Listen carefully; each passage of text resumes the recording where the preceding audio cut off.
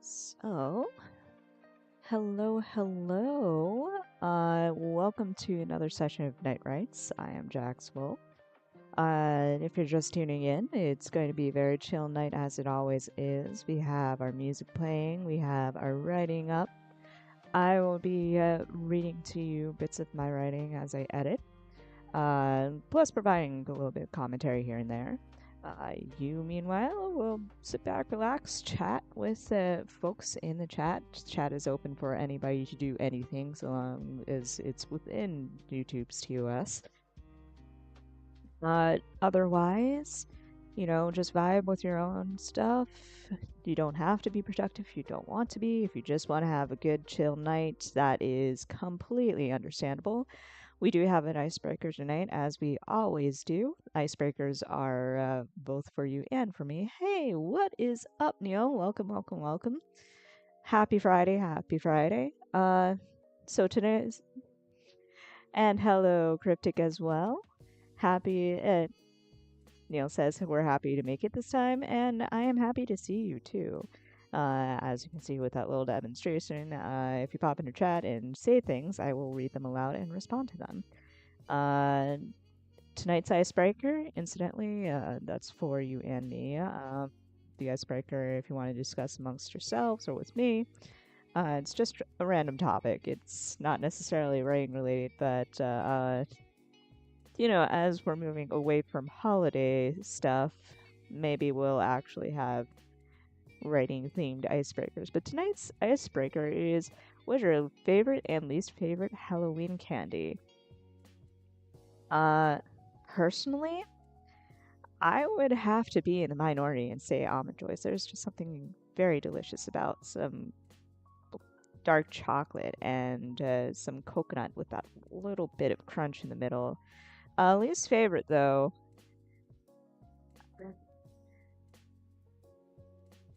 See, all candies have decent, have value to me. But if you stick licorice in there, I'm not a licorice person. Twizzlers, maybe. But even Twizzlers are just sort of like more syrup and filling pullers than anything else.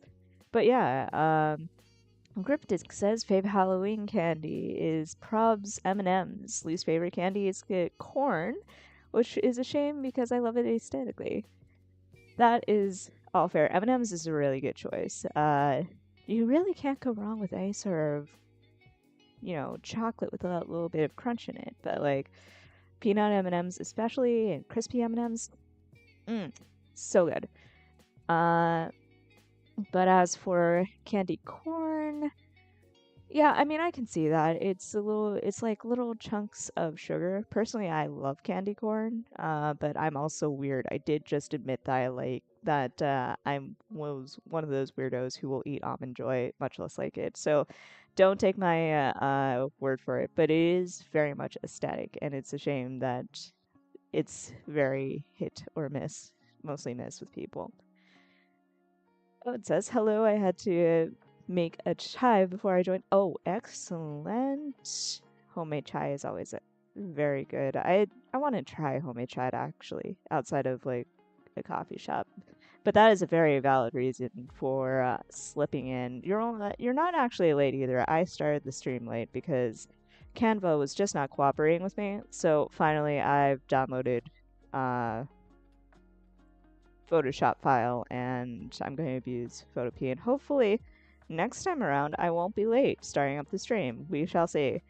But yes, hello and welcome to these shenanigans. It's going to be a couple of hours of just raw shenanigans, and hopefully work won't pull me away. I am technically still on the clock, but we shall see if it's going to be a chill night. Neil says, honestly, I think the least favorite is candy corn. Cannot stand the taste or texture, and our favorite has to be the candy apple lollipops. Ooh, lollipops are also really good. Personally, I cannot eat candy corn. I have a lot of fillings, so it's sort of like I kind of hesitate, like steer clear of actual candy apples. But like lollipops flavored, if we're talking about lollipops flavored like candy apples, those are excellent. Yeah. Cryptic says candy corn tastes like wax to me, TBH. Yeah, yeah. Which is also why what Neil says about texture makes complete sense. I don't know why I personally like it. I think it's just because, like, to me, it tastes like little chunks of maple syrup that's solidified. And for me, it's like weirdly nostalgic. And I can just eat handfuls of it. But it is very much, I don't know if you would call it an acquired taste, because that would imply that it's actually classy and that it's not just literally high fructose corn syrup in colored triangle shape. But yeah. Uh it says real one of my friends battles with Canva all the time for streams. Oh my god, like I'm new to Canva. I've made a couple of things with it. Really, I started using it once I hopped onto Blue Sky and realized, oh snap, I need to make graphics and make things that look pretty so that I can run events like these. But on the one hand, it's very easy and convenient. You don't need any sort of like understanding of Photoshop in order to use Canva. And they have tons of templates. Everything's right there. They even have all these templates have like color swatches and everything like that. So it's sort of like you don't have to think about it. You could just slap together a graphic and it looks good. You're good to go. But holy crap, like it's so fucking slow and buggy sometimes. Like I was sitting there for like 5 minutes, like waiting for it to reload because it wouldn't let me download tonight's graphic. I don't know why. It just would not load. So that was fun. And I'm like, I would much rather make graphics myself from scratch than deal with this BS again. So we're gonna switch off of Canva and just abuse Photopea.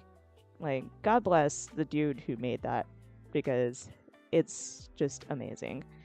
Highly recommend Photopea. Neil says, ooh, I have never heard it described like that. Candy corn described as high fructose corn syrup and colored triangles. That, first off, thank you, but second off, unfortunately, that is literally what it is. Dude, it is so terrible for you. So probably don't eat candy corn, but also if you like candy corn, I'm not your mother, I'm not a cop, go enjoy your life. And also, technically, every candy in the United States is made out of high fructose corn syrup because we're terrible and for some reason we keep on growing shit tons of corn, and there's a historical reason for that, but we're not going to get into it because it's already 8:20. On that note, like, how is everybody? How is writing going? How are your projects going? Would you like to share anything about your projects before we dive in?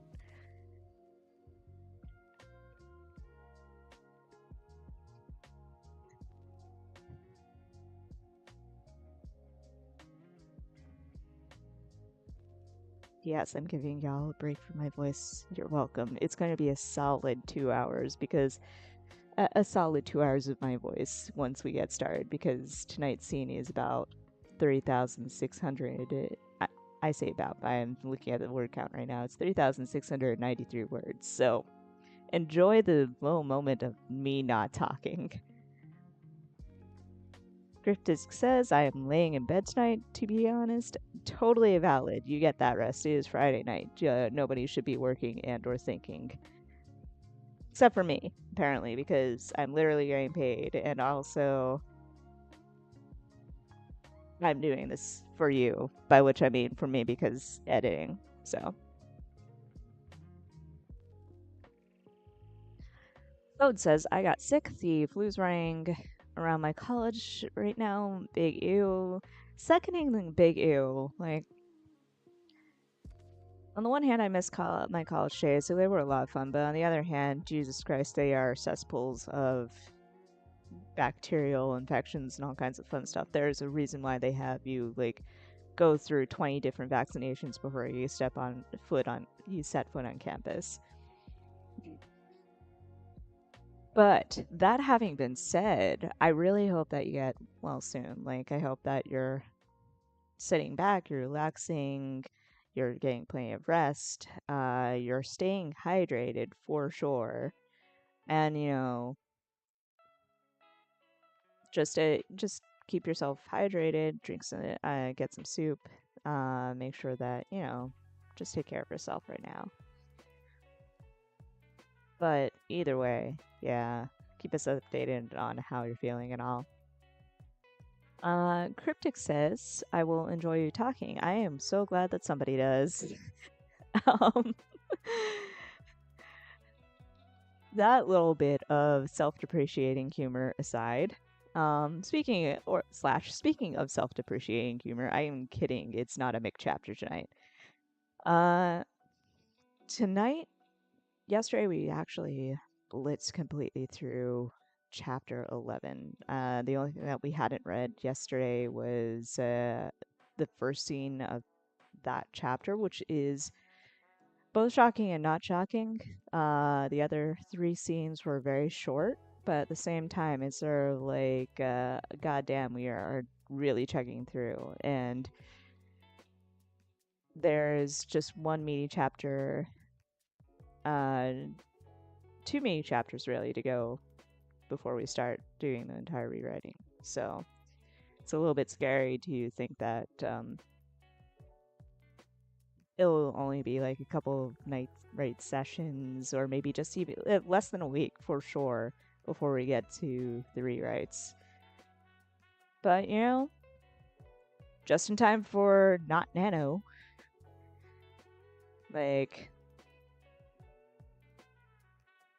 I should actually make that like an icebreaker sometime. Like, is anybody planning anything for NaNoWriMo or whatever?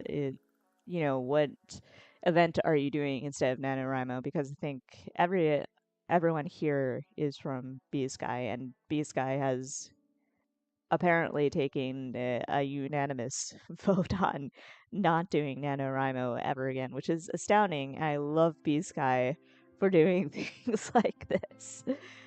But consequently, there are like 20 different community events dedicated to NaNoWriMo. Oat says that'd be an awesome icebreaker. I am definitely putting that on the list for next week then. Next week, let me see. What day is Halloween anyway? Let me just check real quick. Oh yeah, it's Thursday. That'll be perfect then.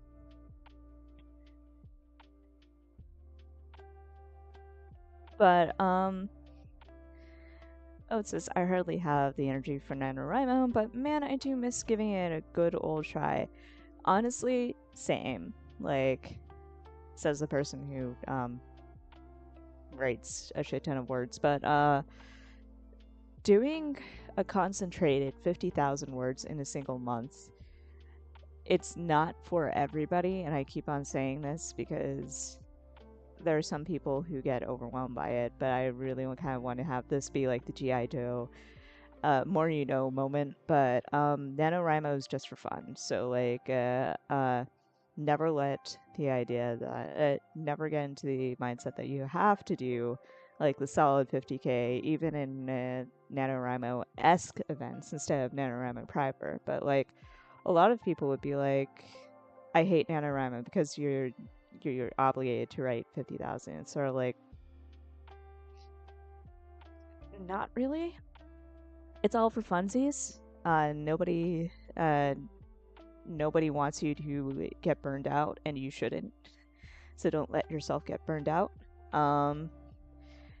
But ultimately, back to the point, yeah, it is a lot of fun to either A, take the NaNoWriMo concept and change it into, like, Camp NaNoWriMo had the right idea. Camp NaNoWriMo is when a lot of, I don't know if a lot of people knew about this, but you could set your own goals and have them be whatever you want like,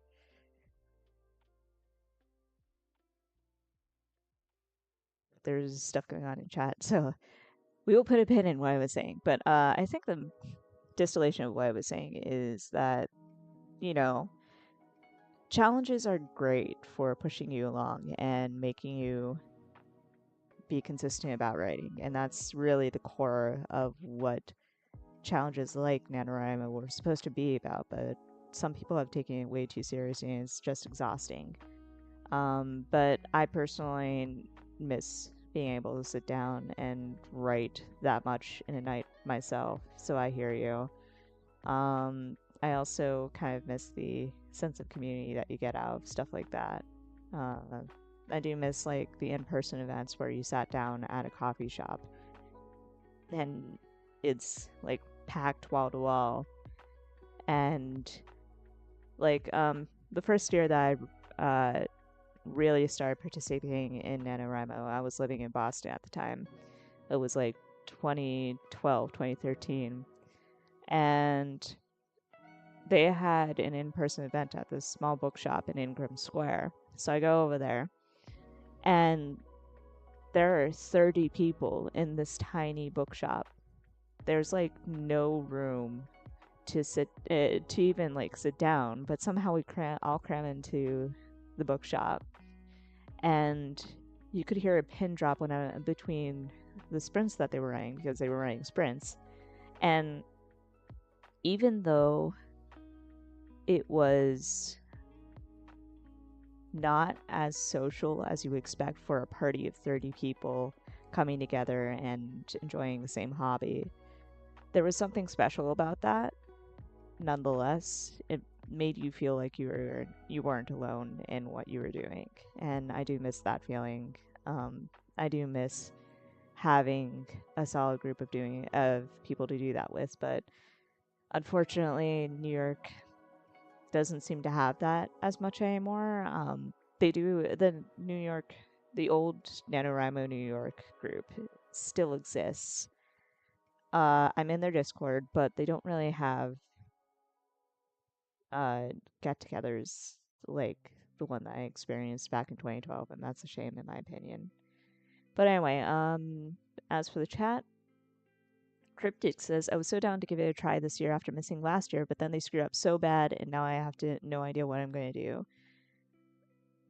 Yeah, they support AI. As Cryptic said, there's a whole litany of things that they did. Supporting AI was the last thing that I do believe was the straw that broke the camel's back for a lot of people. But they also kind of like had shenanigans on their forums. So there were a lot of predators and groomers on the NaNoWriMo staff forums, for example. So basically, there's like a 50-page doc somewhere out there. I would kind of encourage reading it if you're into internet drama. The AI part was the only thing I was aware of.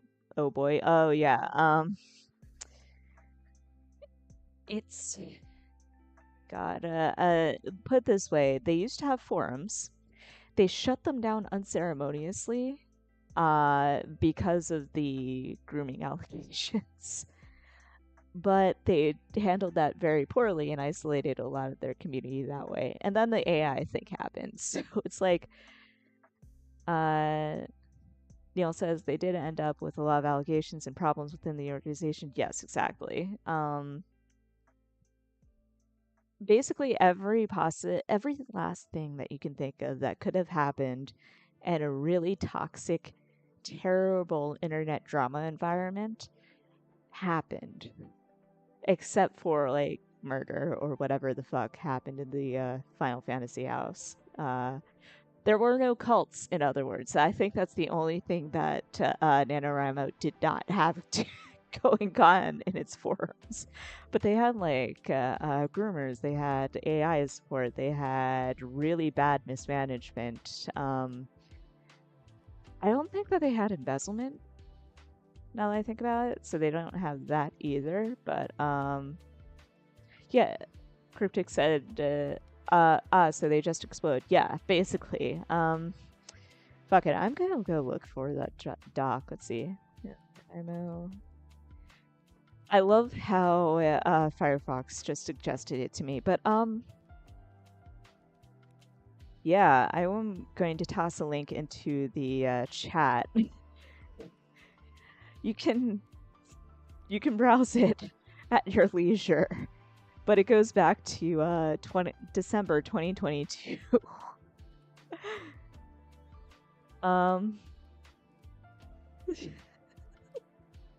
They had no cults being the bottom line is so funny. Yeah, there you go.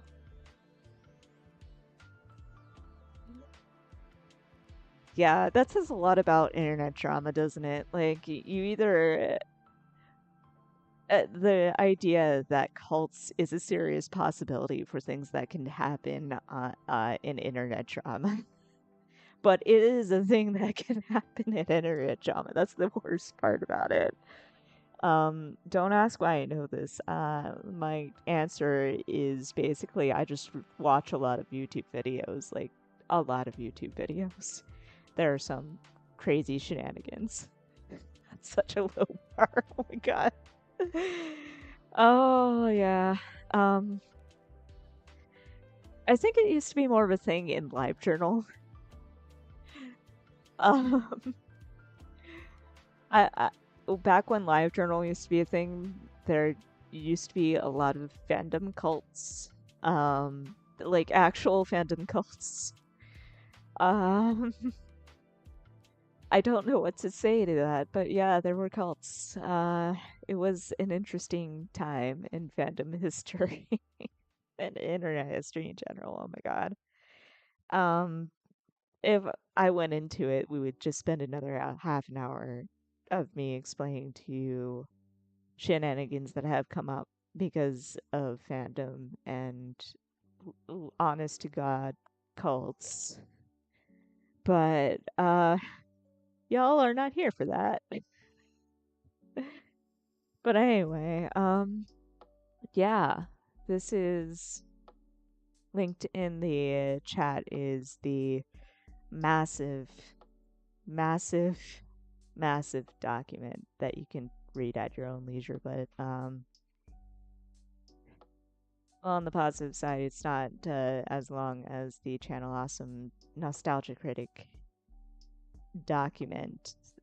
But it's a lot. uh, it is.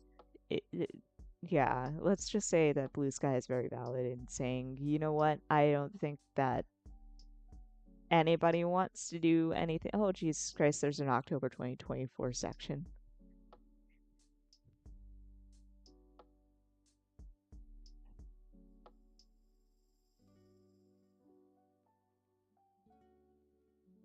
I'm just reading this a little bit because,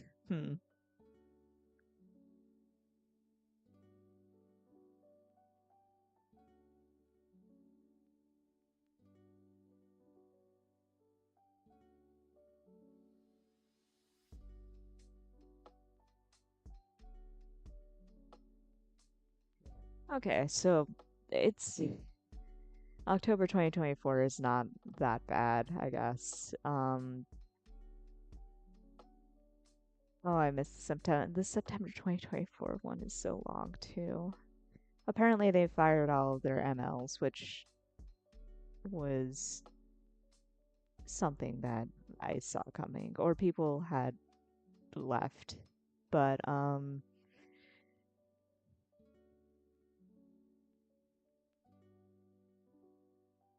yeah, it's just a continuing downfall. But apparently this year's NaNoWriMo, official NaNoWriMo, has been haphazardly thrown together, and that's what the October 2024 section is about.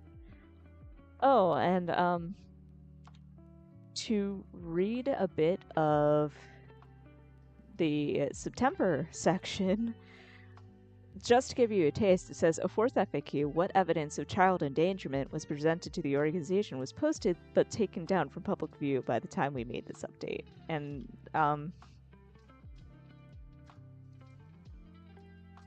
yeah.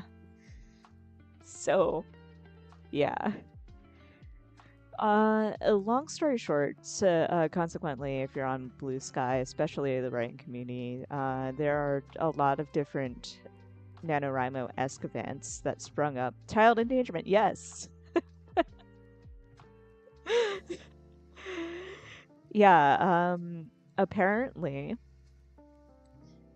like I said, there were forums on the NaNoWriMo. Oh, since my jaw the floor. Let me actually see what they said. I have to actually sign in, and I don't feel like doing that.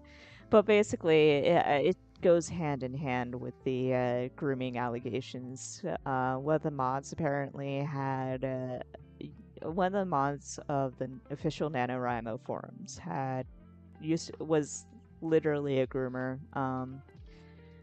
They would send.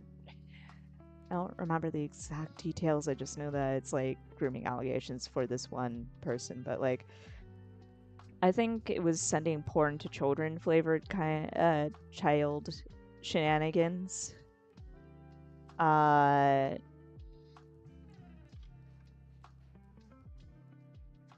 the moderator in general was very open about, you know, putting up links to adult content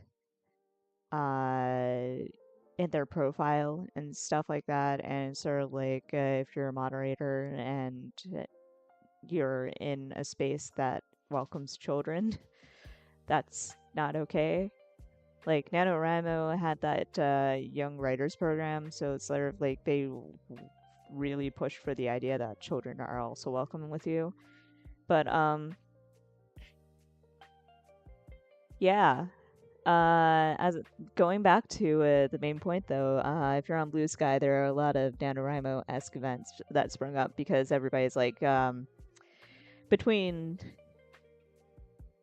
management shenanigans, constantly lying organization, or an organization that treats volunteers like shit, and grooming allegations, AI, and literally everything in between. None of us want to do NaNoWriMo anymore. So I'm kind of sort of on the staff. I say kind of sort of because like I don't actually do anything with them. I'm a useless sack of shit. Excuse me. But with shenanigans going on, like I'm more of a mod for this one event called Starting Off Right that is happening in January. There's also First Draft Fall, which is hosted by Weeknight Writers, starting in actually November. A couple of other events that have stepped in to November. I think there's also one of them's called Novel Ember. They have their own tag. So you have a whole bunch of different choices. So it would be interesting to ask y'all, which one are you doing? Or are you just going to be doing like NaNoWriMo, but you're not calling it NaNoWriMo, that kind of thing. But long story short, yeah, NaNoWriMo has been for the past couple of years a massive dumpster fire. So that's why folks have been steadily leaving to the point where this year they really kind of just shat the bed, and now everybody's like, well, let's not do this anymore. So that's what's going on.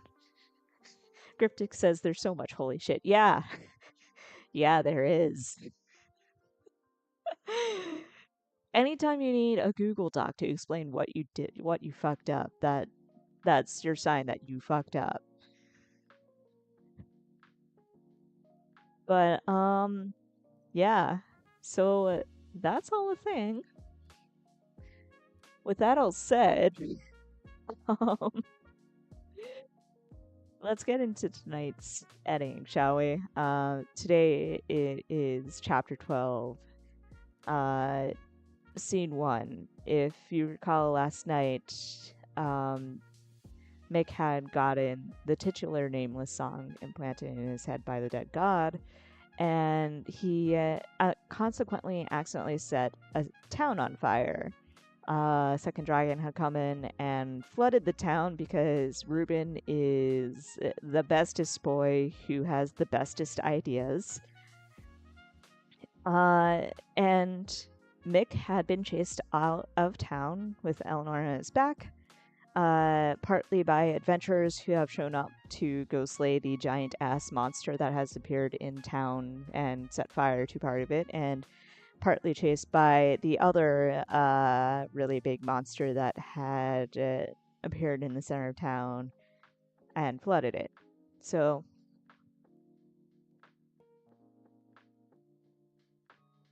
excuse me for a second.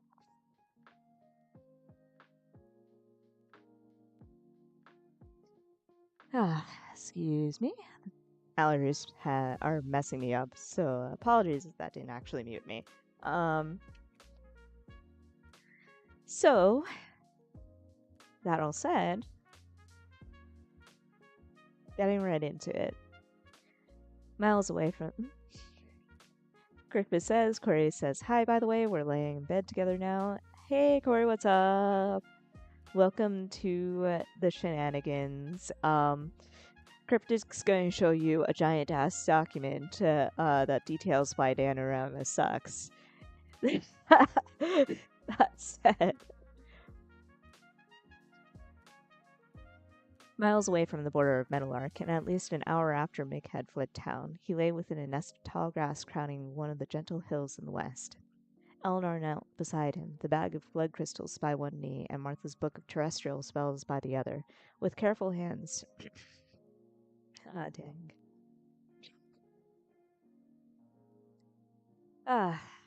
Fun times with allergies.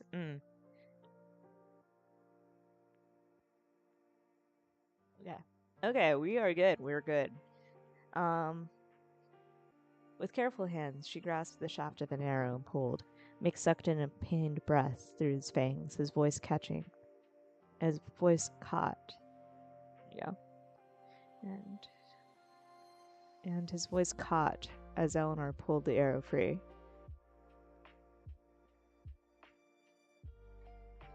His voice caught in his throat as Eleanor pulled the arrow free. That quivering cry shifted into a high-pitched animal's whine as Eleanor pressed the blood crystal in her other hand to the wound. She pulled out the lumina inside, drew it out of the crystal, threaded it into Mick's flesh, and through it told his body to stitch itself back together. By the time she was done, not even a scar remained where the arrow had been, and the whine humming from Mick's throat eased down into a very human whisper. Eleanor patted his side, right next to where that wound had been. Still all right, Mick? She asked. Yeah, he grumbled into the grass. He pulled his claws out of the soft earth, leaving behind a set of deep holes. With slow, sluggish movements, he stretched his neck and set that set of claws, ripping through the grass and ripped through the grass.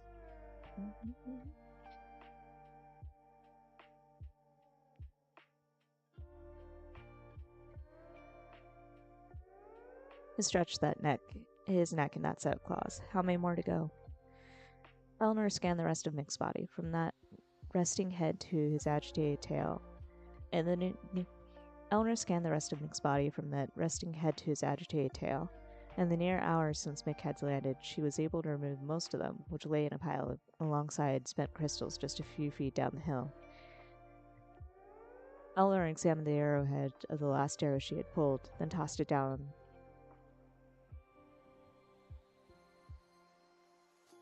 into the pile.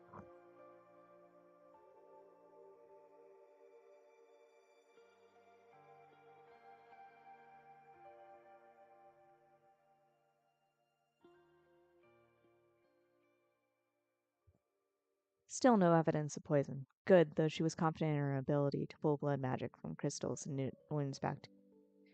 Good, though she was confident in... Good. Though she was confident in her ability to pull blood magic from crystals and knit wounds back together, pulling poison out of something as big as mixed current form would no doubt be far more complicated than she was used to. Perhaps even far more complicated than Martha's instructions in that spellbook would be. She grabbed the bag and shifted a few more inches down, to an arrow sticking out of Mick's hip. Just a couple more, she finally replied. As she settled down, she fished into the pouch for another blood crystal. Still no sign of poisoning? No, no nausea, weakness, nothing like that. Okay. Ah. She pulled the next arrow and hastily planted the crystal over the wound. Once again, Mick yelped, then whined, then whimpered, and finally Eleanor drew the spent crystal away to reveal perfectly healed dragon skin. Tossing both the arrow and the crystal behind her, she smoothed a hand over the wound. With that many bards and hunters in town, I'm surprised none of them tried to poison you. You're a big enough target to warrant it, she muttered. Still, I suppose we're both lucky in that regard. It certainly makes patching you up far easier. Mick snorted into the grass. Guess I had to be lucky with something today. Might as well have it be not getting poisoned. He turned his head and flopped back onto the ground, cheek to earth. How many more? 2 more, I promise. Eleanor grasped the shaft at the next one, this time protruding from Mick's thigh. Is that including or excluding the bullet wounds? Surprisingly, you weren't shot, Eleanor replied. Perhaps you could thank the water dragon for that one. It was certainly posing a far bigger threat than you were. Even if that fire was your doing. She pressed the blood crystal next to the shaft. Brace. Pull, shout, whine, whimper. Yet another arrow and spent crystal tumbled down the hill.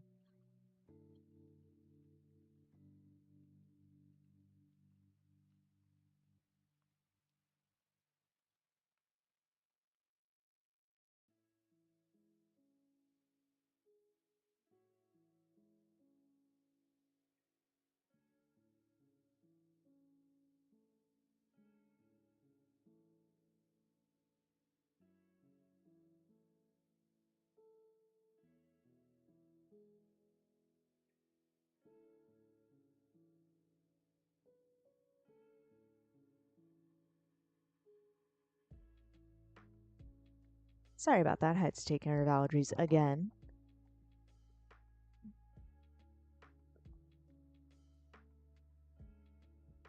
I assume the fire was your doing, she said. It's a long story. She pushed at Mick's side until he rolled over at the last one. This was a dragon, she told herself. And technically, it wasn't theirs. And technically, it wasn't theirs so much as a fleshy part where his leg met his body. He was lucky, really.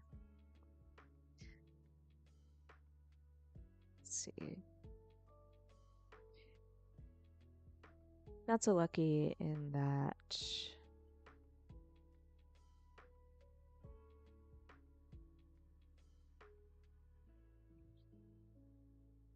Not so lucky in that he would be shot on sight if it happened. It was lucky, really. Not so lucky in that he would be shot on sight if he happened wandering around town, but lucky enough that the thing the dead god and that amulet had turned him into wasn't easy to kill. Most of Mick's vital organs were well protected behind skin so thick and scales so resilient he was practically wearing leather armor at all times.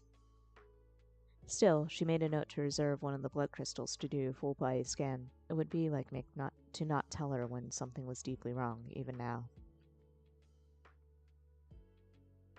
Brace, she said. The last one came out easier than the others. Awkward angle, most likely. Eleanor patched this one up in the same way she had all the others, then placed a hand on Mick's belly to keep him from turning over. He adjusted himself, paws resting on his chest, gold scales of his underbelly exposed. Eleanor drew one last blood crystal and touched it to his stomach. She closed her eyes and focused, pulling at the lumina within her crystal to cast it as a net across Mick's body. This was the complicated part.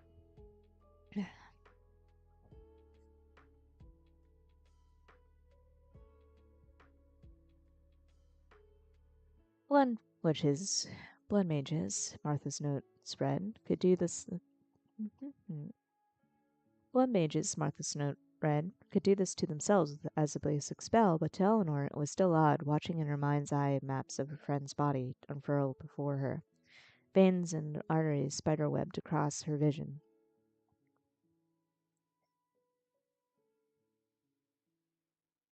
And blood,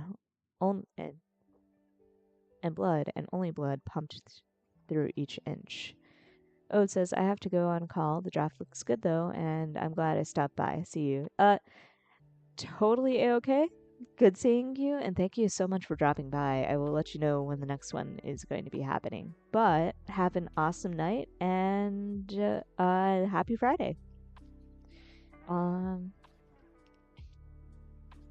blood, and only blood, pumped through each inch. Muscles, sinews, organs pulsed, forming the loose collection of a dragon, whole and broken, as unmarred as days-old dragon flesh would be. He was fine.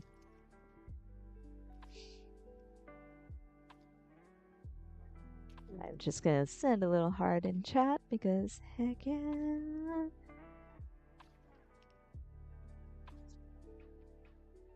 Relieved, Eleanor opened her eyes and tossed the spent crystal over her shoulder. She patted what the crap? She patted Mick's stomach, then sat down on the grass, gathered her supplies back into her bag. All right, she said. You should be right as rain, given a bit of rest, which I promise you will be having tonight.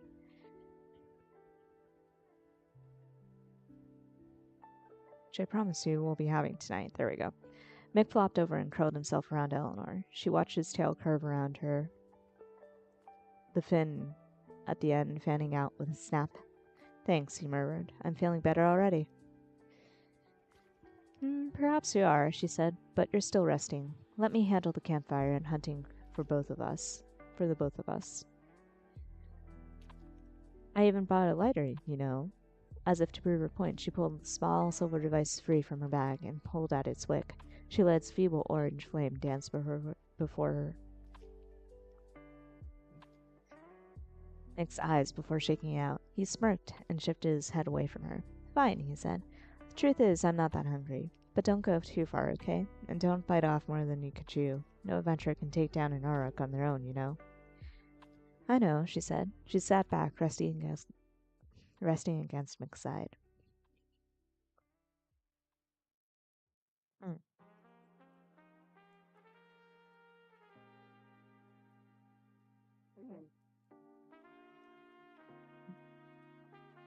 One of those nights, I think. Just feel very stuffed up, so I apologize if I kind of sound weird.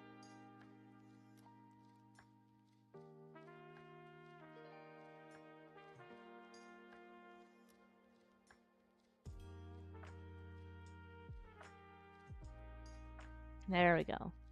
Maybe.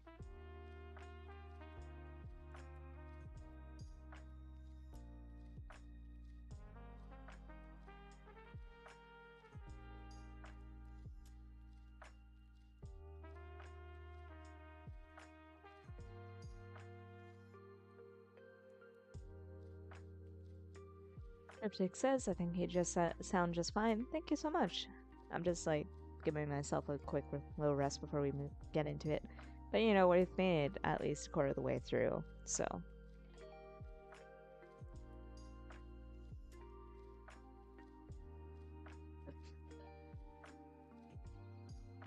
Excuse me.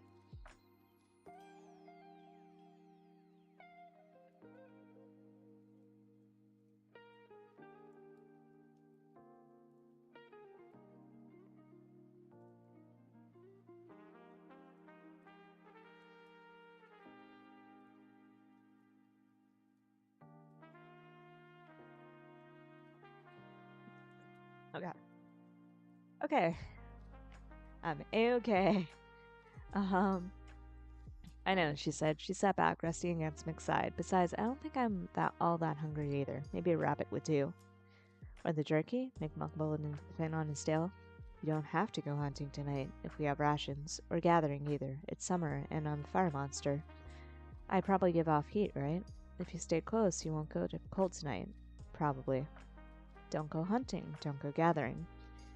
With all the excitement of those past couple of days, it almost sounded nice. You tempt me, Monsieur Martin, she said, but I suppose, if you're up for protecting me from monsters tonight. If anything, a fire would make you even more visible to them, Mick muttered, his eyes fluttered shut.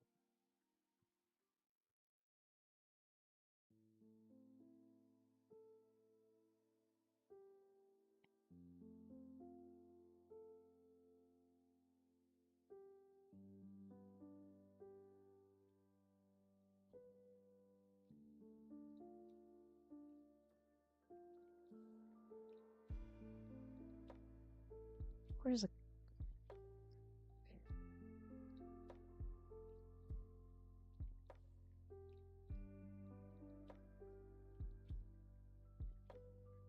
I actually like the accidental irony here. Of course I'll keep an eye out, Mick muttered, his eyes fluttered shut. I'm keeping that.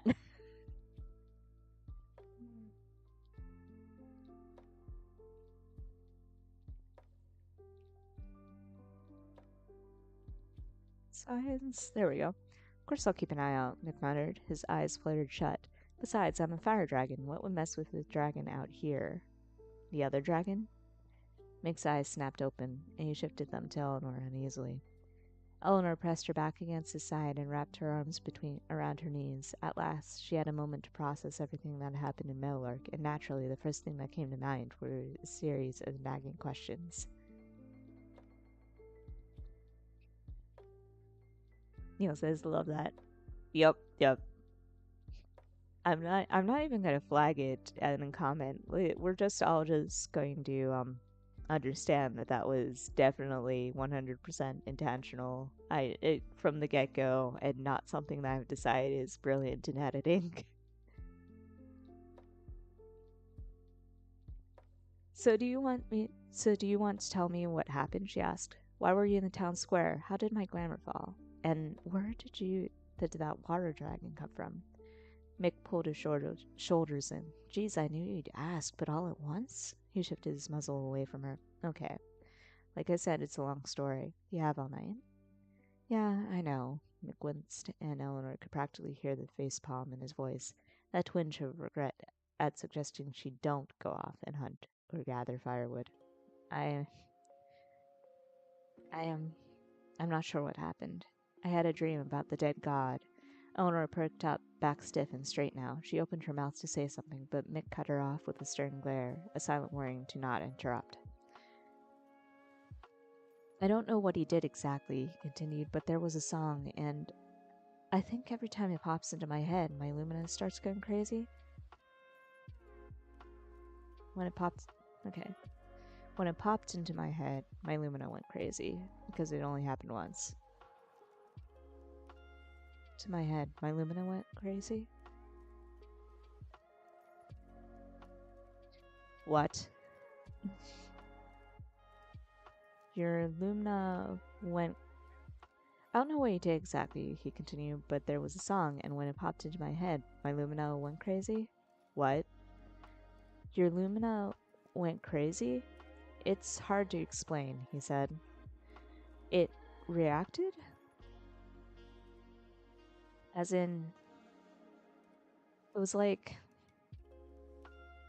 how if you, as in, it was like how if you look at crystals for a long time, you can see the lumina move. Imagine that, but bigger and more active, and Mink's voice dropped. I might have used a fire spell without meaning to. Well, that explained how an entire street in Meadowlark went bigger.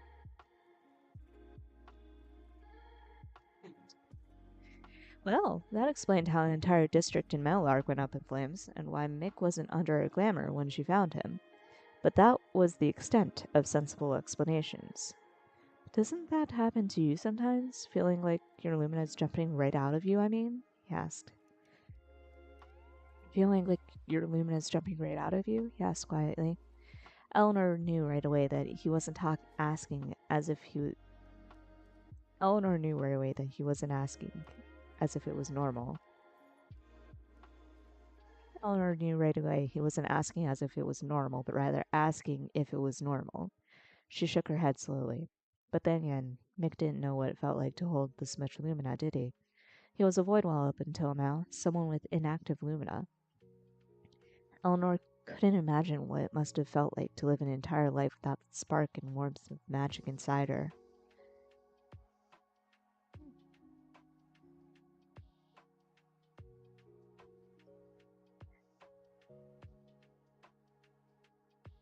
But she could imagine why someone would struggle to contain it if they were gifted an ocean of it all at once. So anyway, Mick said, his voice even softer now, I might have lost control.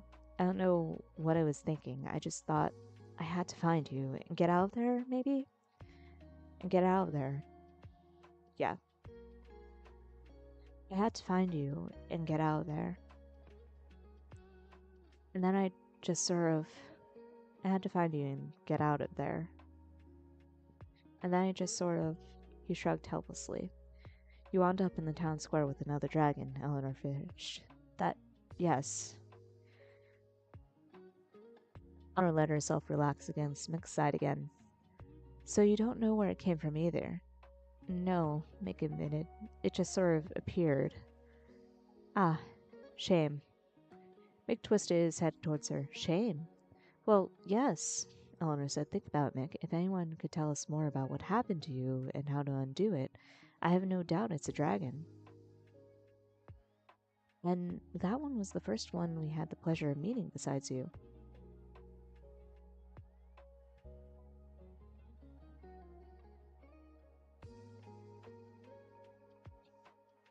Think about it, Mick. If anyone could tell us what more about what happened to you and how to undo it besides the god, I have no doubt it's a dragon. And that one was the first one we had the pleasure of meeting besides you. Oh, Mick rolled his head to the side. You have a point. Eleanor leapt to her feet and paced away from Mick. We need to get closer. We need to find it. We need to find it. Uh, out the corner of her eye, Eleanor saw red scales flow to her side. Right now? Orange scales. Of course, she said. The longer we wait, the more likely we'll lose our best chance at finding.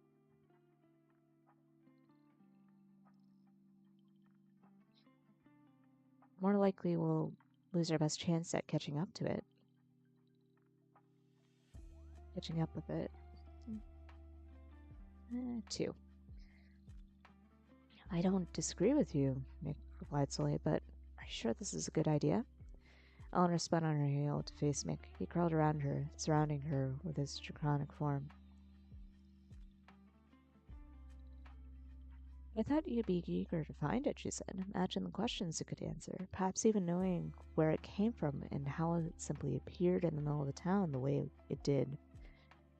And how it simply appeared in the middle of the town could provide vital clues to getting you back to normal. Mick's ears pinned back, and a tidal wave of fear washed over Eleanor. Right, it could probably do that, but I mean, let's see, there's another note coming up.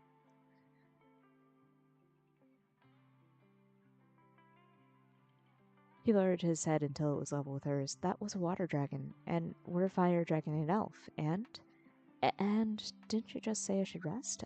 I nearly died back there, Eleanor.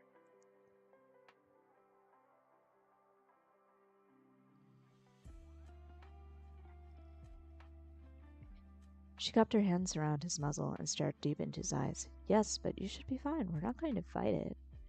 Mick shook his head out of her hands. It might come to that. Maybe it'll see me as one of its own, but you? You worry way too much, Eleanor said, waving off his comment with one hand. She reached for his muzzle, but was mildly shocked when he backed away. Eleanor, listen to me for once. What you're proposing to do is go off and find a dragon that might not even still be alive and will almost still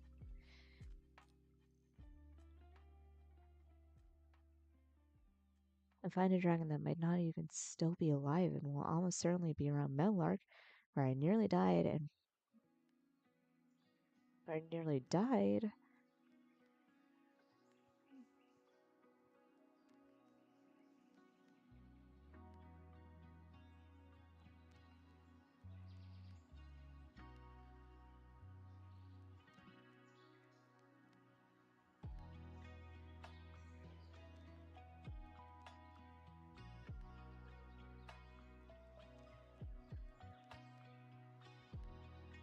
I mean,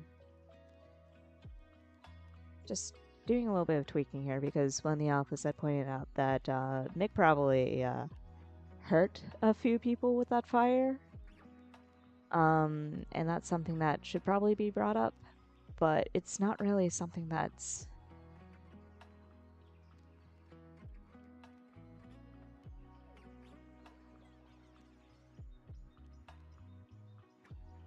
I don't want to add too much to this part because if we bloat out the entire discussion of oh no, I might have killed somebody, then we'll have fewer words to get to the end result that is the end of the book.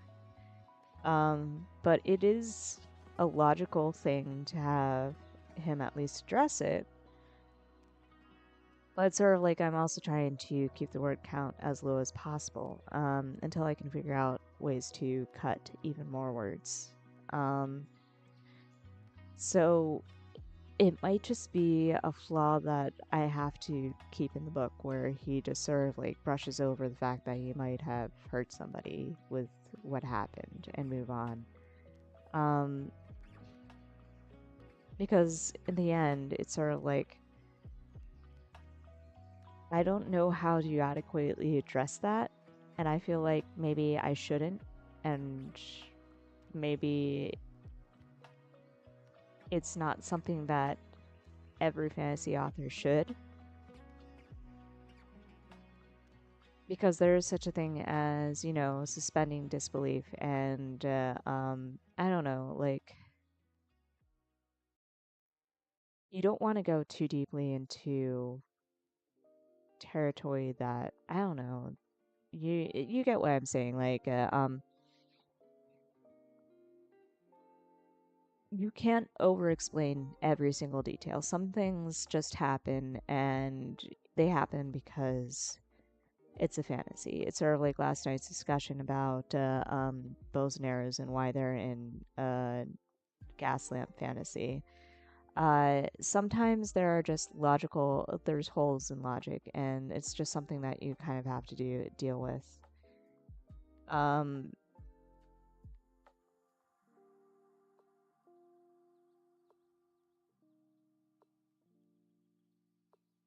Like, you want to tell the best story that you can. You want to do the research. You want to carefully craft it, but no story is going to be completely perfect and address everything. So, Neil says, yep, yep, yep, definitely agree. Yeah. So, the main point is, you know, trying to figure out the best way of coaching it here in a way that addresses it, but also allows the story to continue flowing forward without having Mick stop and really process it. Because I feel like one of the benefits of having this chapter be an Eleanor chapter is that Mick is allowed to process it. He probably does think that about how he might have killed somebody, he might have hurt somebody. Um, because on the one hand, he is trained to protect Eleanor, and that means understanding that taking a life might be inevitable. Being an adventurer is dangerous. It is violent. It is something that he has been training for 4 years doing. So he has actually had a talk with Daisy Beauregard somewhere in there that sort of like, Mick, you've seen adventures in the Red Rooster. You know what they're like. Those ones are the civilized ones. There are ones outside of towns who, or outside of the safer parts of Eldiven and larger cities that are not going to be as fun and as civilized as the ones who pay you every night. Um, You have to be ready to defend yourself by any means necessary, and that may involve actually doing harm to another person, and you have to be okay with that. So mixed relationship with violence is a little bit complicated and not exactly black and white. He's a good person. He doesn't, he's not a murderer. He does feel bad for taking innocent lives, but like, um, I don't think his level of shock would be at the same level as somebody who's a protag who's never been trained to kill and has just taken their own lives. But the point is, like, at this moment he is dealing with a lot right now, and he's very quiet about it. He just wants to rest and sit there and think for a moment. He doesn't want to go off and hang out with this dragon, this other thing that is a killer.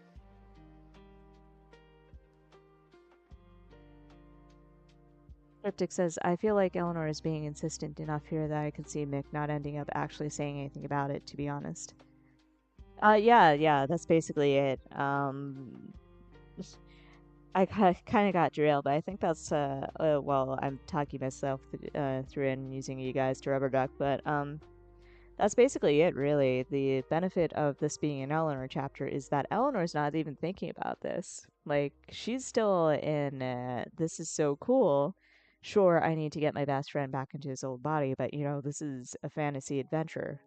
Um, I don't think she has even realized that there might have been innocent people caught up in the fire that Mick had accidentally started. That's where her head is right now.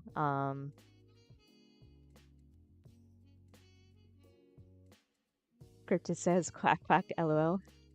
Love you. Absolutely love you. But yeah. The more I think about it, the more it's sort of like, yeah, maybe a brief mention of I'm pretty sure I've accidentally just killed somebody. And moving on is enough. Um, especially since the rest of this chapter is going to be wild. Neil says, ooh, you're so right. About Eleanor? Yep. Anyway, Eleanor, listen to me for once. What you're proposing to do is go off and find a dragon that might not even be alive and will most certainly still be around Meadowlark if he is.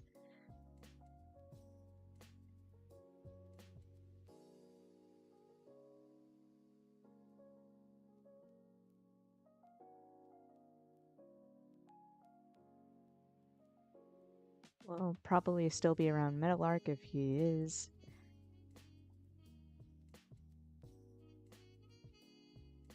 What you're proposing to do is go off and find a dragon that might not even be alive and will probably still be around Meadowlark if he is.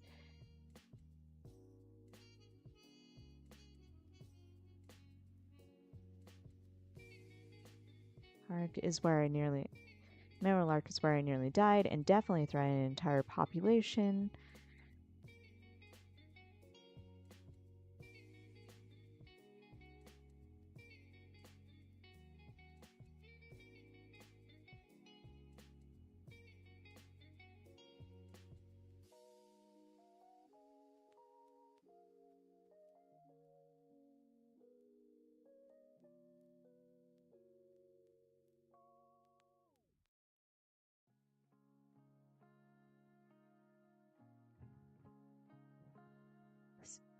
What you're proposing to do is go off and find a dragon that might not even be alive and will probably still be around Meadowlark if he is. And Meadowlark is where I nearly died and definitely threatened an entire population, which means the adventurers in City Watch are definitely on the lookout for dragons. And also, who knows who got caught up in all that? And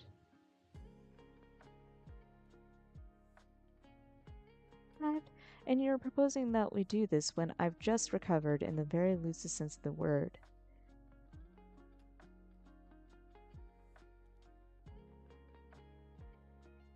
When you know Not even an elf can handle a dragon on their own. To top it all off, I just told you I don't have control over my magic. Which is something you seem pretty unconcerned about, by the way.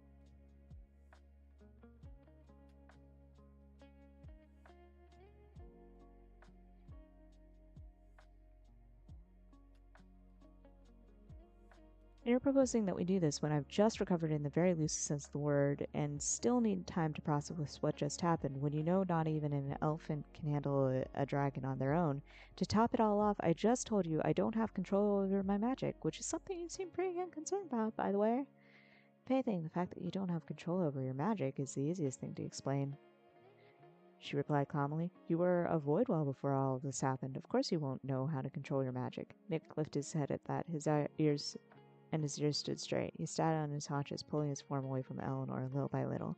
His emotion shifted abruptly, washing Eleanor with what felt like a punch of cold. I don't mean it in a bad way, Eleanor continued. It just means that you'll need to practice with it in order to rein it in a bit. That's all, and that's easy. Confronting the water dragon might be a good place to start. His emotions shifted again, sliding into hurt, worry, confusion. Worry, most likely. Nick worried far too much for his own good. She reached up, hands inching for his muzzle again, but once more he pulled away. Eleanor, he said. He didn't say anything after that. I know you're scared, but I know you can do this. That's not... There was a spike of frustration. When that subsided just as quickly as it appeared, as Mick turned his head away.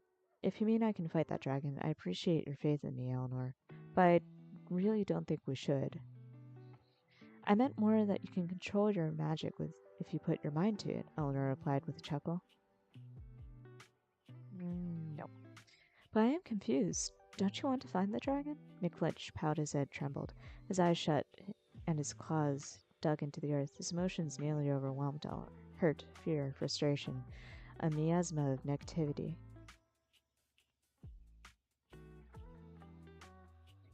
Hurt, fear, frustration, remorse. A miasma of negativity. Eleanor reached up, hands once again searching for Mick's face, but once more he backed away. I do, he said. I want to find that dragon. I want to find answers, but... Please, can we just have one night where we can rest? Just let me rest on this one night. I need to recover. I need... Mick? Eleanor stood on her toes. Her fingers brushed his muzzle. Are you all right? He jerked away. No, please, just one night, all right? Mick, please, Eleanor said. She stopped trying to reach for his muzzle, knowing he would jerk away again. Instead, she lay a hand on his foreleg. Something's wrong. Let me help you.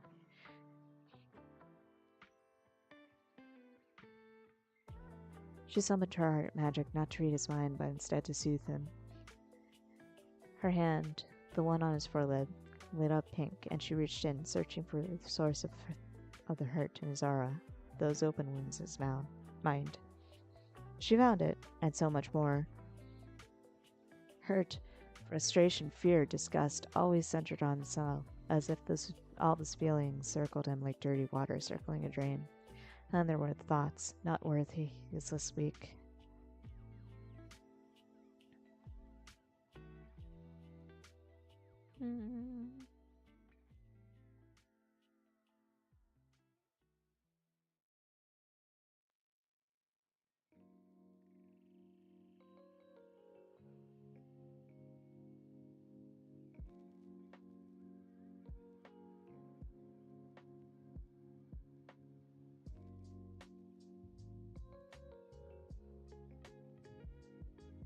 You did that. You did that. Not worthy, useless, weak. She'll die, she'll die, she'll die.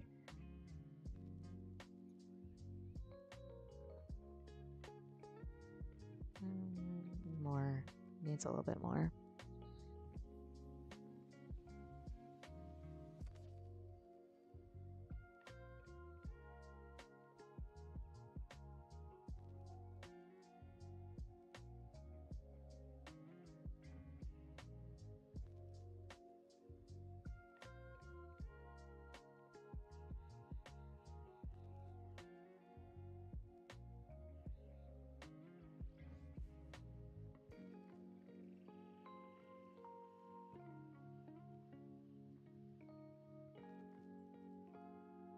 You did that. You did that. Not worth the useless week. You destroyed Meadowlark. She'll die. She'll die. She'll die.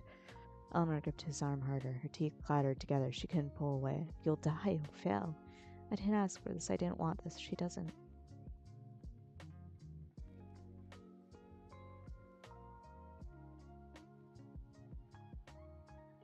You'll die. You'll fail. You are a messed up. I didn't ask for this. I didn't want this. She doesn't. Eleanor was ripped off her feet and tossed onto her back. Only she only flew half a foot away, but her body hitting the ground knocked the wind right out of her. But more shocking was the revelation that it was Mick who knocked her away. His claws hovered off the ground, outstretched after striking her. His expression softened as soon as she looked at him, softened from anger to panic, into just panic.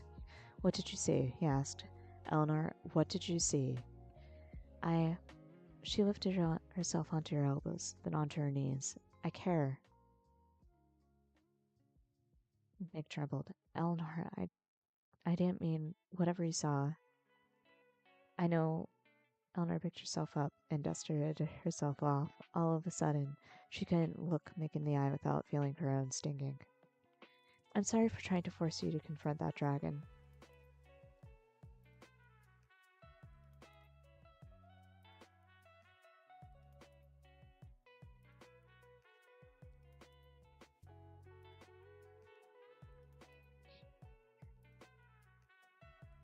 She said, You're right, you need to rest. At that, Mick visibly relaxed. I'm sorry for snapping at you. Tomorrow we'll try to track that other dragon down, if it's still out there. Bright and early, when we're both back on our feet, okay? No excuses on my end. Believe me, I'm just as eager to get out of this body as you think I am. Tomorrow. Yes, of course. Eleanor couldn't help but let her voice take on a distant tone. Her mind was still reeling with that storm of thoughts in Mick's head. She kept breathing that rush of panic, of exhaustion, of frustration. And then there were the thoughts underlying the miasma, like a current across the bottom of a river. She had to know. Or she didn't. Some part of her screamed with everything she had. Don't ask, you will regret. But the problem was, Eleanor was nothing if not curious, and questions often jumped from her mouth before she could stop them. Mick, did you want to be on this journey with me? What? Of course I did. I wouldn't miss seeing the world with my best friend if you paid me. You know that. One of the first spells Lord Bertrand had ever taught his youngest daughter was to detect lies. It was important, he insisted, and it must be subtle because few things in the world were more valuable than knowing that the people you kept close were completely, reliably honest with you, even if they themselves had no idea you knew. It wasn't so much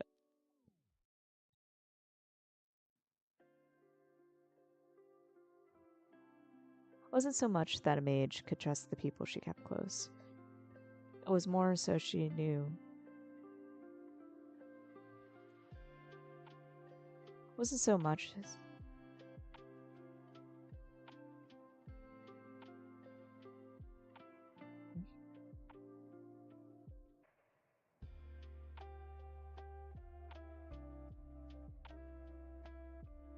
wasn't so much to ensure the mage could trust the people she kept close. It was more so she knew where they stood. People were like pieces on a chessboard to her father. It was one of many reasons why Eleanor kept him at arm's length whenever she could. But she had to admit he had a point about the lie detection spell. Feeling that uncomfortable buzz at the base of her skull kept her one step ahead of so-called friends, and one step ahead of trouble on more occasions than she would care to admit.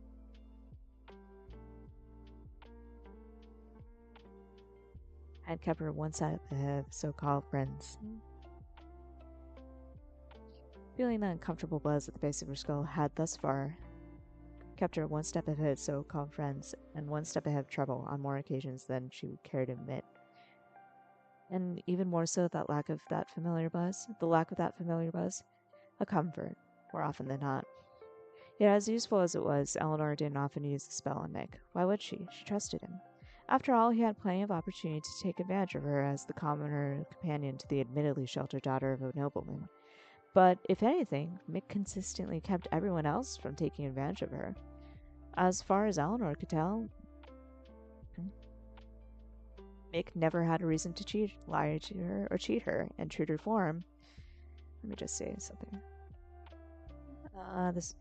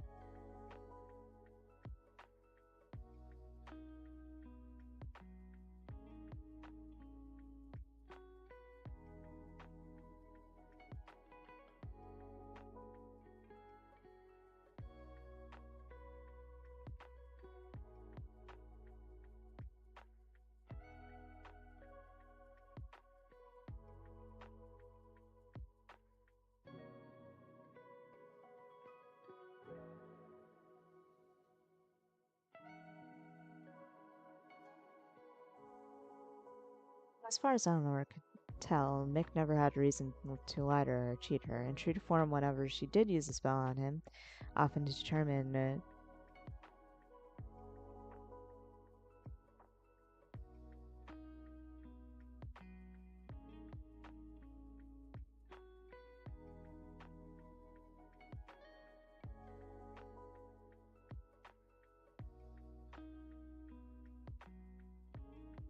I feel like I'm gonna ask this to beta readers whenever we get to it, but like, one of the alpha comments says that it's inconsistent that Eleanor believes that Mick would never lie to her or cheat her, yet he's very secretive and she knows that.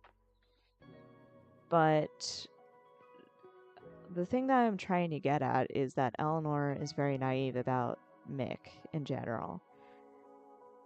It's mostly because Mick is her first friend, and also one of the few people who doesn't treat her any differently because she's Lord Bertrand de Toilier's daughter.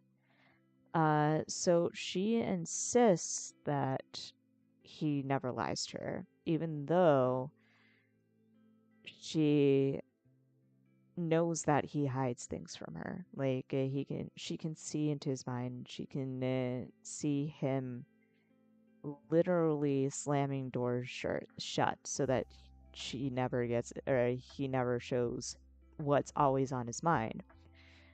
But she never thinks twice about this. And even and she literally has a spell that allows her to detect lies. But she never uses it on Mick because it's Mick. Why? She's her line of thinking is, this is Mick. Why do I need to use a lie detection spell? He would never actually lie to me. So the point that you're supposed to arrive at here is that Eleanor is too trusting. Like, this is exactly why she was like, yes, let's take this shady job from this gnome in a bar. What's the worst that can happen? And it's why it's why she was the first one to be like, oh, there's this shady uh, fortune teller. Let's listen to her and also accept her into our party, even though she has openly admitted she's a con artist. What's the worst that can happen? And here it's like, my best friend has very much knowingly concealed something from me and will never tell me what it is. But in my mind, he would never lie to me. And in a way, it maybe I'm biased and kind of like projecting onto my own characters, but like this is speaking to my own habit where I had been dating somebody who I have a habit of dating people who are like, yeah, I openly lie all the time. And my thinking is, well, they openly lie to other people, but I can trust them. They're fine with me. And then I get hurt and then wonder, do shock Pikachu face. But the point is, like, that's Eleanor right now. Eleanor is saying Mick would never lie to me. But I'm going to use the spell anyway because, I would just want to make sure. It's not saying Mick never lies to her. But this is something that I might bring up with the beta as an ask because in it's something that I can see myself when I read my own words. Even now, it's like, yeah, it's Eleanor saying that she thinks Mick would never lie to her. Not that literally that Mick never lies to her, but maybe to somebody else that might be confusing and might be like, well, this part is actually saying that Mick lies to her, or it doesn't lie to her, but other parts say that he definitely does. But anyway, uh, Neil says, I think that could be a good show over naivete, actually. The soft ignorance and he doesn't lie to me, and he is secretive, especially with the spell right there. I think it can be both a show of, like, her trusting Mick and her trust being something of a flaw. I trust him, but I have seen and know that he is secretive, and I have never proven to myself that he would at least be truthful to me. Yeah, exactly. Yes, thank you. That is exactly what I'm trying to go for here, and hopefully, in the beta it will come across that way. Also says until this moment when the worry comes in. Yeah. Yeah, honestly, it's also this is also why I should trim off a little bit of the front half of the book because I kind of think that it would be cool to have this brought up and put a little bit earlier and have it be part of the main conflict because like this is the moment whenever Eleanor stops seeing Mick as an ideal and starts thinking of him as a person. And for Mick, it's like this is the moment when he takes her down from that pedestal and stops thinking of her as somebody that needs to be protected and realizes, there are some things that he needs to work out with her. But, that's the main conflict between them, like they've both been seeing each other as this ideal instead of as actual people, and now they're awkwardly trying to navigate towards around their own flaws and their own visions of each other and towards something that's actually healthy. But yeah, I don't know. Maybe the more that I talk about it, the more I'm like, yeah, let's keep this in and not actually change it too much because I'm glad that it comes off as uh, exactly what I've been trying to describe, wherein Eleanor's way too trusting and too naive, even though she was just presented with a very, what should be a red flag. I do want you to be like, girl, get some help. Girl, please screw in your head on right. Because if this were not Mick and if this were somebody who was actually malicious towards her and would, you know, see somebody who sees naivete as potential forgiveness, um, Eleanor would be kind of fucked over. Like, she's lucky that it's Mick, and the reason why he's secretive is because he doesn't want to hurt her rather than because he wants to use her. But it's still a flaw, and it's still something that she needs to wake up to. Neil says, oh, I love that for both of them. Thank you. So, yes, we're going to repeat. we're going to leave this alone. Rubber ducking aside, right back to it. As far as Eleanor could tell, Mick had never had a reason to lie to her or cheat her, and true to form, whenever she did use a spell on him, often to determine whether or not he was lying about having taken care of himself, or whether or not those comforting things he would tell her after yet another one of her breakups or familial fights were white lies, that buzz never happened.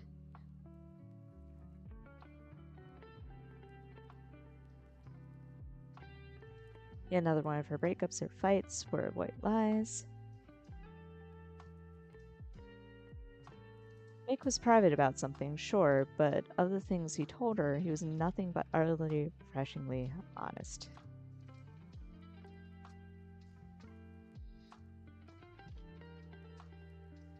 Except about this. He wouldn't miss seeing the world with his best friend, he told her. Yet his best friend's head felt like it was full of bees as soon as he said that. Lying. He was lying. He didn't ask for this entire journey. But why? Why would he lie? Come this far? Give up the life he wanted to come in? Give up the life he wanted to come on this journey? Eleanor still couldn't look him in the eye, but now she knew. But now she knew why. For once, she was terrified of finding her answers. Eleanor, Mick began, you okay? She swallowed hard. All of a sudden, it felt like the air surrounding them both was thick and unbreathable. She had to get out. She had to get out. She had to get out. She had to get out. You know what? She whirled away from Mick, her hands on her hips.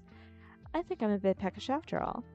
I think I'll go off and find a rabbit or something tonight. I think I'll go off and find a rabbit or something tonight. There we go. I think I'll go off and find a rabbit. Be right back. Eleanor, hold on.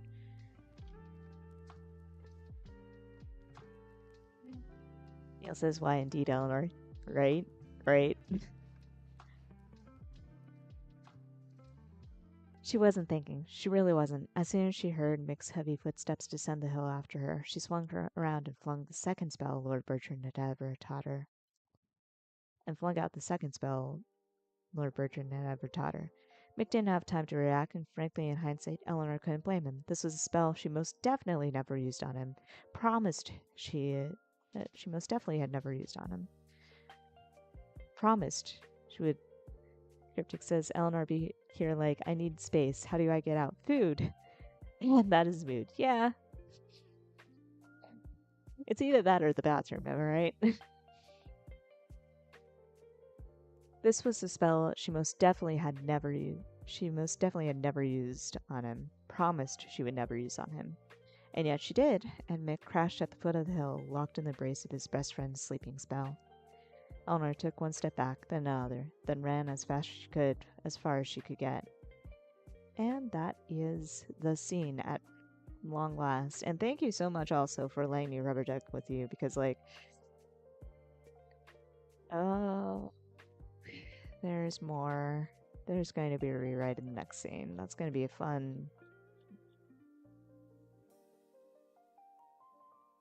I hope that I'll be able to get to stream a little bit of this, because this is where Ruben's introduction comes in. But looking at that comment and looking at the word count of over 4,300 words, this is going to be a weekend project, and that's going to be fun. But Cryptic says, food or bathroom is absolutely the best excuses. We'll sit here and happily quack any day. Love you. But yeah, that was actually really productive. Thank you for reassuring me, helping me work through different bits. Like, I don't mean to be resistant to alphas. There's a lot of criticism that I am definitely incorporating. You can see the massive yellow comment that you see in the side of your screen is actually based on a comment that is very valid, and that I hope will tighten up Ruben's character. But I'm also very cognizant of how long this book is, and what I need to focus on for this draft, and I'm really hoping that everything just makes sense and feels tighter for the betas whenever we get to it. But it's like constantly fighting that you don't have that much time feeling, like I was kind of hoping to have a full draft in hand, and it's only part of the draft. But I'm trying not to think of it as like a sign of my skill that I cannot get this draft finished in a year, whereas other people are publishing like 2, 3 books a year, 1, 2, 3 books a year. I mean, but it will happen when it happens, as I keep saying to myself. And it is getting to be tighter and tighter each time I turn these screws. But it's going to be a bit before everything's ready. And I'm kind of looking forward to seeing what it'll look like whenever it's ready for betaing. But I'm also kind of like afraid that the front half still needs a lot of work. But we'll see. We'll get there. In terms of this weekend, tomorrow I am waking up early-ish because I have work.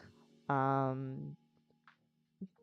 entire morning and a good chunk of my afternoon will just be work.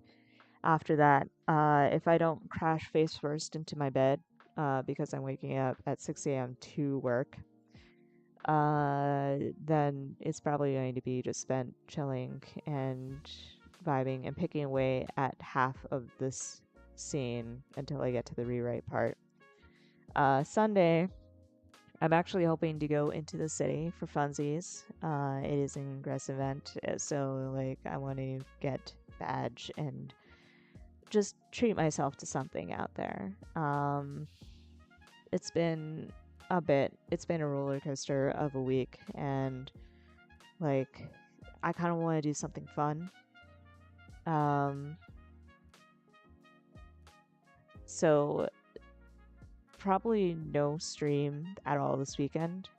Then raid days on Mondays and Wednesdays, so those are out always, as you know. And there's a D&D session on Tuesday, which means that the next one will likely be on Thursday, same time as usual, 8 o'clock until whenever. Followed by Friday, and then oh god, it's going to be November.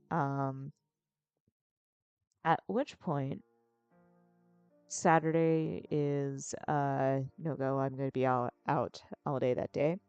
Sunday is a possibility. So we'll see. Neil says you deserve the treat. Hopefully it's a fun day for you. I hope so too. I have nothing planned. I will be real, half the time when I go to the city, it's like I'm also kind of poor right now, so like all this fun stuff is a little bit expensive. But like there are some places. It's been a while since I've been to Lower Manhattan, so I might go down there and just see what's up. Like, Midtown is very overrated. I will say that. Upper West, Upper East aren't bad, but like, there's not too much to do up there. But like, if you go down into like Lower Manhattan, Washington Square is a fun place to be. There are a lot of cute little cafes around that area. Washington Square itself tends to be a little bit packed, but Union Square I've been to recently, a couple of times recently actually, but it's always, there's always something going on down there. There's that 3-story Barnes and Noble right at the edge of that square. There are a couple of kind of cute museums that aren't like the ritzy or expensive arts museums that are in the Upper East and West. Hell, even Battery Park. Like, it's been ages since I've been down to Battery Park. You have that view of the Statue of Liberty. It's a little bit tourist heavy, but it is actually kind of nice down there. But, we'll see. And I might post my pics on Insta. It's been a while since I've actually posted pics there. but I need to catch up with that. But long story short,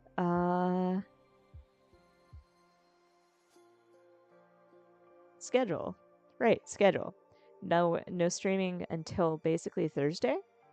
I hope to see all of you Thursday evening, 8 o'clock to whenever, as I've said just now. Friday also. So it's Thursday, Friday, and possibly Sunday, but not this coming Sunday, the next Sunday. If not, chill. Uh, but other than that, I hope you guys have an excellent week. Thank you again for coming. Uh, and also Thursday's going to be Halloween night, so maybe we'll mix it up. Maybe I'll put on like some background noise, try to find like public domain horror shenanigans or something like that to stream, but we'll see. We'll have fun.